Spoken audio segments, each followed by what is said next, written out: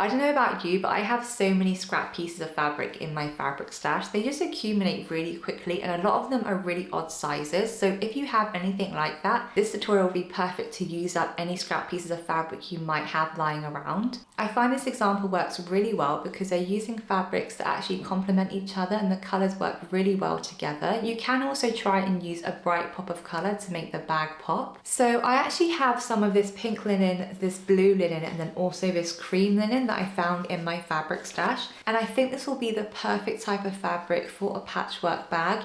If you're a beginner, I definitely recommend using a linen or a cotton because it will be so much easier to handle when sewing. But let me take you over to the table and we'll start making this tote bag. So the tote bag front is going to measure 15 inches wide and 16 inches high. To make the patchwork process easier, I split the bag into 5 strips to use as a reference. This is the fabric that I'm using for this project. It will be much easier to patchwork fabric that has a straight edge. I'm just going to cut out some random rectangular shapes out of my fabric. This will give us lots of different pieces that we can then puzzle together.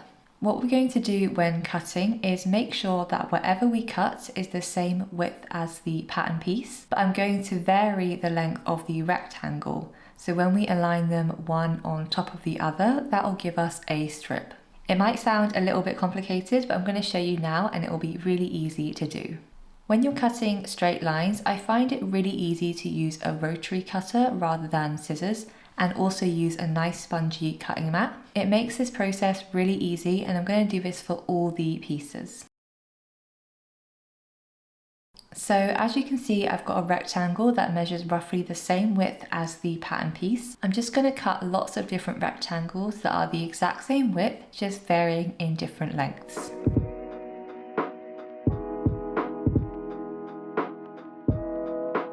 So I've just cut out a handful of rectangles and I'm going to show you how to align them on this strip that we're using as a reference. We're just going to start by layering them and then playing around with the placement. The pieces should all be roughly the same size as the pattern piece, but if that goes over, that's okay. We can definitely trim that later. So this is one strip and we're going to have 4 more of these to make the front section of the bag.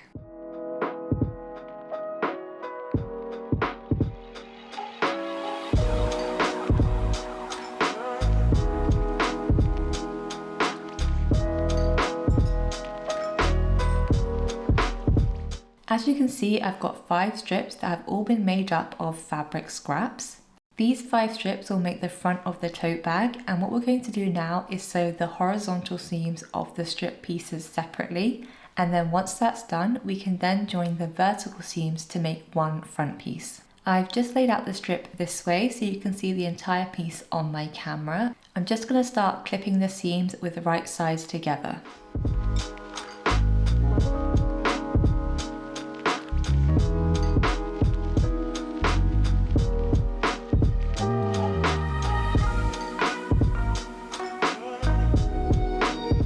This is what the strip looks like now that I've clipped it in place. I'm going to sew this at the sewing machine using a 1 cm seam allowance. Once I've sewn that, I'm also going to use pinking shears to finish the raw edge. You can use an overlocker, but I found when I'm using linen, it can create a really bulky seam. Or alternatively, you can use a zigzag stitch instead to finish the seam.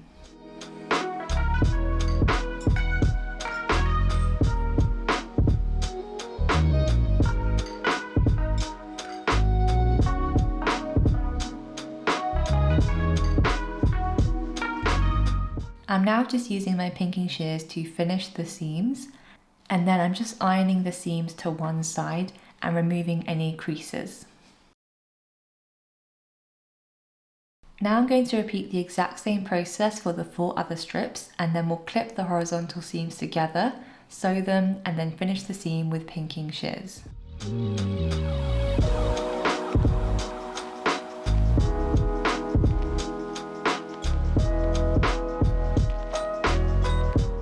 So now I've got all 5 strips together and I've sewn them and used pinking shears to finish the seam. They're looking really cute and I've laid them in the order that I want them to be in. As you can see, we've got some lines that are slightly wonky. I'm going to level them with my rotary cutter.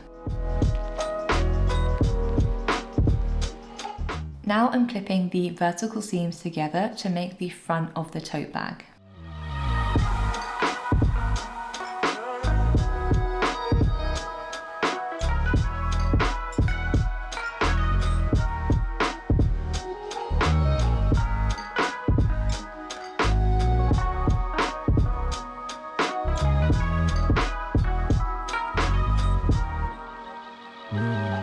So I've clipped the front of the bag together, and now we're going to sew the seams using a 1 centimeter seam allowance. I'm also going to use pinking shears to finish the edge. So once you've clipped your pieces together, you might want to swap around some of the pieces. Now I've realized I want to flip this piece upside down so all the blue isn't in one corner. So play around with the design until you're happy with how it's looking.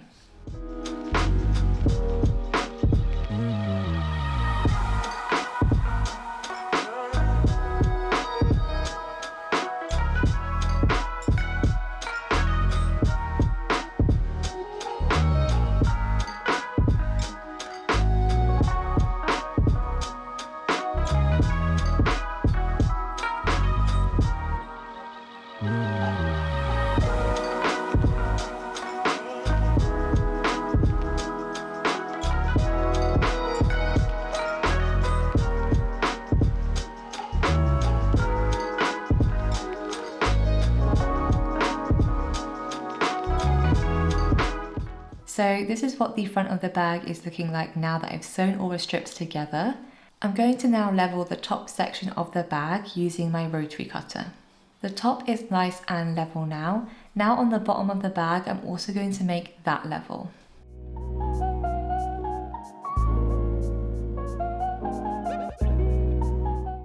This is the front of the bag completed. Now we're going to repeat those exact same steps to create the back of the bag.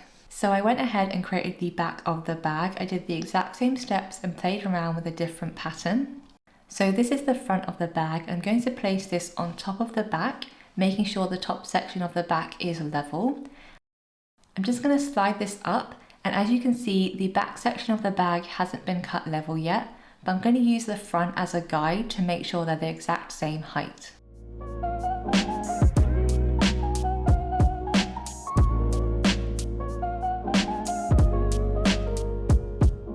I'm now going to place the front and back together with right sides facing and clip the side seams and the bottom.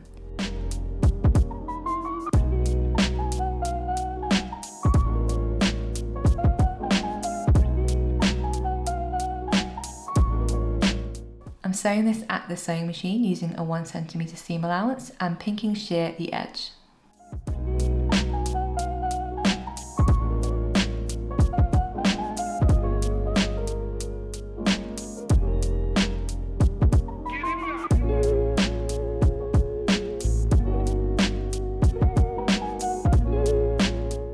What we're going to want to do now is take the top of the bag and fold it over by 2 centimeters and again by 2 centimeters. And I'm going to press this and top stitch this all the way around.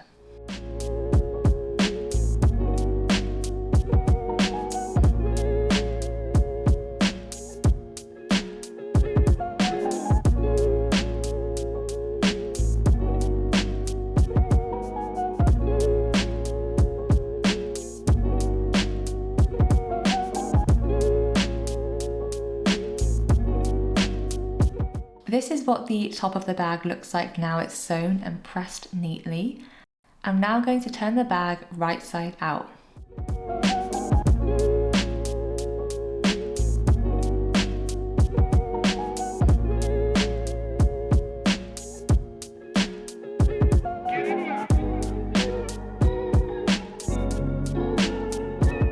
To make the bag straps, we need 2 rectangles that measure 21 inches by 3 inches high. To make the straps nice and sturdy, I'm going to press the top section in by 1 centimeter towards the wrong side and the bottom section in again by 1 centimeter, and then fold the entire strap in half and press in place. I'm stitching the open ends together in one long seam. You can also stitch around the entire strap for decoration.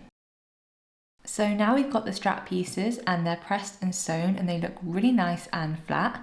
Now we're going to attach them to the bag. Now I've got my bag in front of me and this is the wrong side here. I'm going to take one strap piece, fold the edge under by 1 centimeter, and then align it at the edge of the strip piece here. Then I'm going to take the other section of the strap and repeat the same process and align it to this edge here. Now the straps are clipped to the top of the bag, I'm going to sew a rectangle and a line across to create a really strong handle.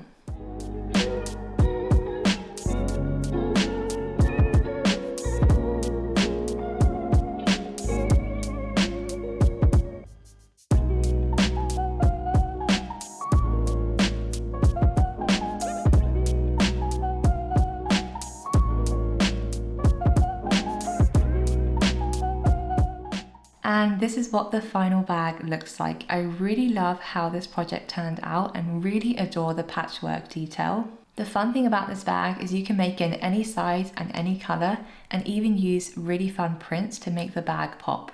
And this is what the final tote bag looks like. I honestly love how it turned out. This is one side and this is what the other side looks like. I actually think this is such a fun way to use up scrap pieces you have just lying around. I really love using the contrasting blue against the cream and the pink. I think it really helps make the bag pop. And then I use a cream handle for the top of the bag.